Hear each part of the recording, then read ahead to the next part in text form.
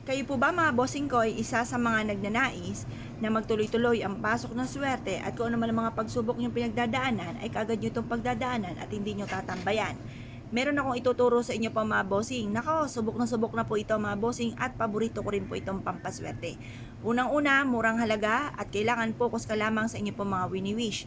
Ako pa mahilig ako sa mga pampaswerte at napakarami ko po mga pampaswerte.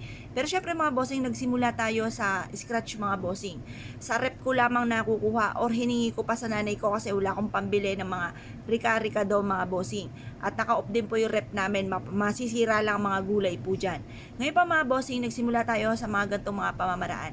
At ako nga po hindi makapaniwala sa mga sunod-sunod na dumating na mga swerte sa aming pong buhay. At dahil din po mga bossing ko, naging positibo po ako. Iniisip ko sa bawat mga pampaswerte, kahit simple lamang na napupulot ko lang kung saan-saan.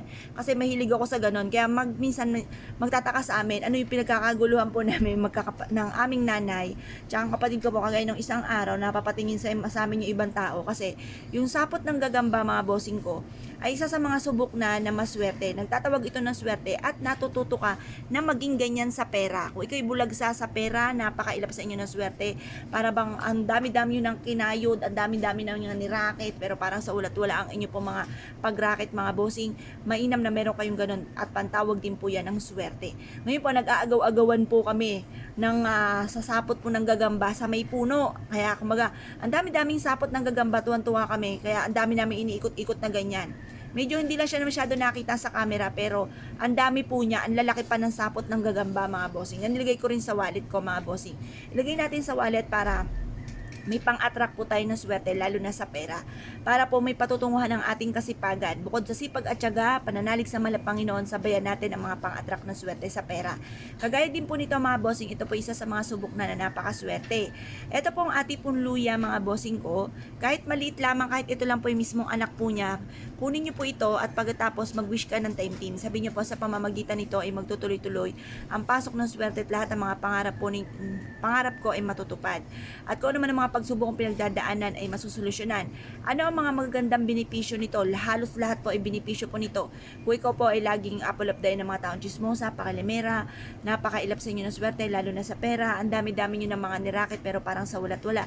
Para may patunguhan ng inyong pagraket at kayo po ay makaipon ng pera at para mas mabilis ang daloy nga po ng swerte at maitaboy nyo kung ano man ang mga kamalasan nyo pinagdadaanan, gamitan nyo po ito ng luya mga bossing.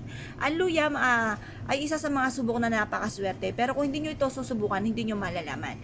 Kumuha po kayo mga bossing ko ng isang maliit na luya at pagkatapos ay itusok nyo po ito sa may gate ninyo. Matapos nyo po siya na mag-wish kayo sa luya at pagkatapos matapos siya ibilad sa sinag ng araw hanggang alas 8 ng umaga.